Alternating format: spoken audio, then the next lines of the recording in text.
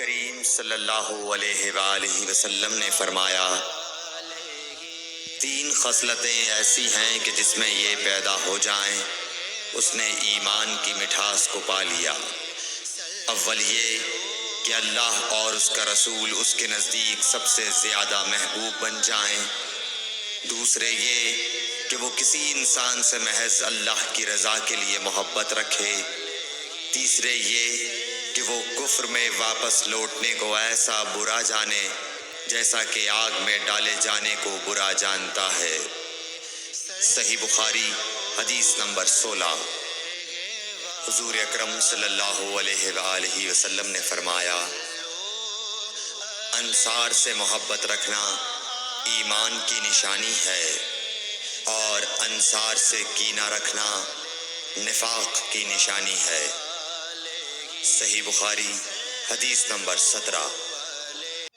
رسول اللہ صلی اللہ علیہ وسلم نے اس وقت جب آپ کے گرد صحابہ کی ایک جماعت بیٹھی ہوئی تھی فرمایا کہ مجھ سے بیعت کرو اس بات پر کہ اللہ کے ساتھ کسی کو شریک نہ کرو گے، چوری نہ کرو گے، زنا نہ کرو گے، اپنی اولاد کو قتل نہ کرو گے اور ناعمدن کسی پر کوئی ناحق بہتان باندھو گے، اور کسی بھی اچھی بات میں اللہ کی نافرمانی نہ کرو گے۔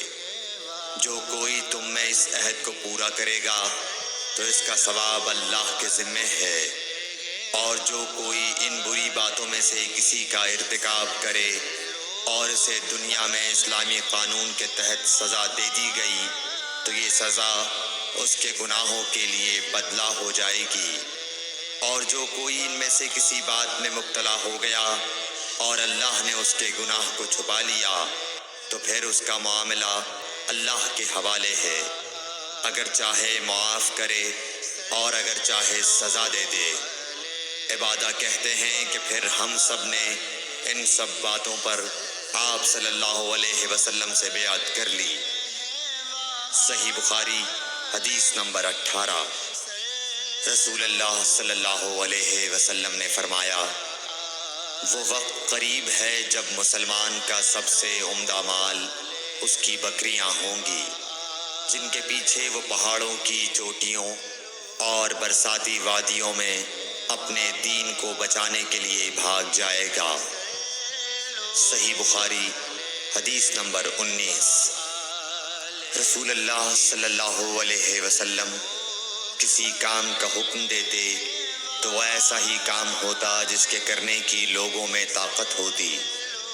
اس پر صحابہ کرام نے عرض کیا کہ یا رسول اللہ، ہم لوگ تو آپ جیسے نہیں ہیں، آپ تو معصوم ہیں اور آپ کی اللہ پاک نے اگلی پچھلی سب لغزشیں معاف فرما دی ہیں، اس لیے ہمیں اپنے سے کچھ زیادہ عبادت کرنے کا حکم فرمائیے۔ یہ سن کر آپ ناراض ہوئے، حتیٰ کہ خفگی آپ کے چہرہ مبارک سے ظاہر ہونے لگی۔ پھر فرمایا کہ بے شک میں تم سب سے زیادہ اللہ سے ڈرتا ہوں اور تم سب سے زیادہ اسے جانتا ہوں، بس تم مجھ سے بڑھ کر عبادت نہیں کر سکتے۔ صحیح بخاری حدیث نمبر 20۔